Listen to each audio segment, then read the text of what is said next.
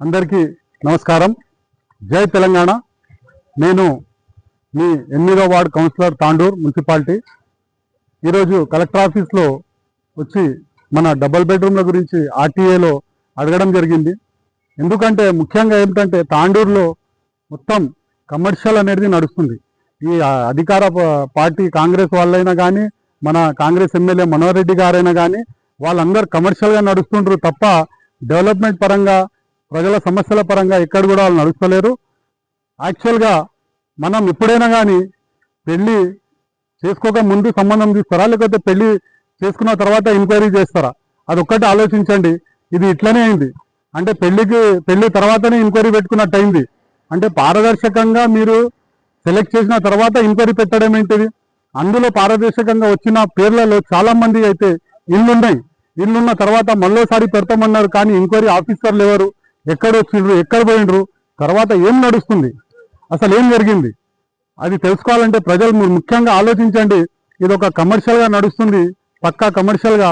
ఈ ఇల్లు అనేది మ్యాక్సిమము వాళ్ళు కట్టినట్టు అమ్మకానికి పెట్టినట్టు అయిపోయింది తప్ప మన కేసీఆర్ గారు తన హయాంలో కట్టిన ఇల్లు పేద ప్రజలకు చెందాలని, పేద ప్రజలకు దగ్గరికి వెళ్ళాలని వాళ్ళు ఎంతో కష్టపడి కట్టిన ఇల్లని వీళ్ళు ఒక కమర్షియల్గా చేస్తున్నారు.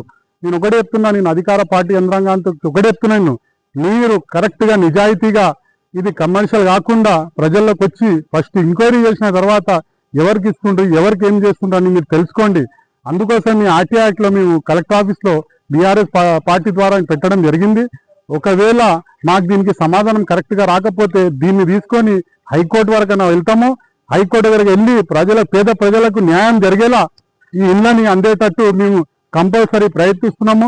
రెండోది, మన ఎమ్మెల్యే గారైనా కానీ చైర్మన్ గారైనా కానీ డెవలప్మెంట్ పైన ఒక్క 1% శ్రద్ధ లేదు.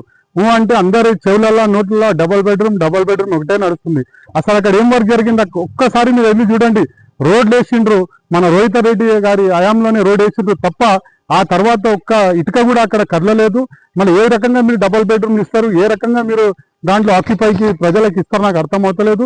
అంత తొందరపాటులో చేయడానికి అసలు ముఖ్య కారణం ఏంటో ప్రజలకు తెలియాలి, ప్రజలు కూడా ఆలోచించాలి. అసలు దీంట్లో ఏం జరుగుతుంది, దీంట్లో జరిగితే అసలు ఏం లావాదేవీలు నడుస్తున్నట్టు అందరికీ తెలియాలి. ముఖ్య విషయం, ప్రజలు తాండూరులో డెవలప్మెంట్ పరంగా ఏ రకంగా ఆలోచిస్తలేరు. మీరు మనోహర్ రెడ్డి గారు ఎమ్మెల్యే గారు, ఆయన చైర్మన్ గారైనా ఇప్పుడు తాండూరు ప్రభుత్వ ఆసుపత్రి గురించి ఆలోచించండి ఒకసారి. అక్కడ ఏం జరుగుతుంది, అసలు ఎటుపోతుంది మన ప్రభుత్వ ఆసుపత్రి, ఎక్కడున్నారు? ఇవన్నీ మన డెవలప్మెంట్ అయినా రోడ్లైనా మోరీలైనా ఇవన్నీ పక్కన పెట్టేసిండ్రు. మన సీఎం గారే అన్నారు మీ గురించి, ఏమన్నారు, మీరు ఎకరాలని గజాల్లాగా చేసి బకరాలాగా అమ్ముతుండ్రని. ఇది కూడా యాజిటీవ్గా నడుస్తుందని మాకు అర్థమవుతుంది. కావున మీకు దయచేసి మీరు కోరుకునేది ఒకటే, డెవలప్మెంట్ పరంగా మీరు ఏ రకంగానైనా మీరు వర్క్ చేయండి, కానీ ఇట్లా ప్రజల్ని మోసం చేసే పనులు మాత్రం ఎవరు చేయకండి. నేను అధికార పార్టీకైనా అందరితో నిలదీనికే మేము బీఆర్ఎస్ పార్టీ అనేది ఎప్పటికి ముందుంటుంది, పేద ప్రజల పక్షాన ఉంటుంది. ఈ కొట్లాట అనేది ఇక్కడికి ఆగిపోదు. నేను ఒకటే చెప్తున్నా, ఒకటి మంచి సామెత ఉంది, ఏమంటే ఏదన్నా అహంకార పాలనని అనగొట్టాలంటే నిరాహార దీక్ష చేయాలంట, కానీ ఇలాంటి రాజు పాలనని అనగదొక్కాలంటే ఆందోళన చేయాలంట. ఈ ఆందోళన అనేది రాకముందు మీరు కానీ మీ పద్ధతులు కానీ మారకపోతే కంపల్సరీ ఈ డబుల్ బెడ్రూమ్ విషయమైనా కానీ తాండూరు డెవలప్మెంట్ విషయంలోనే కానీ పెద్ద ఆందోళనకు దిగుతామని చెప్తూ ముగిస్తున్నాను. జై తెలంగాణ.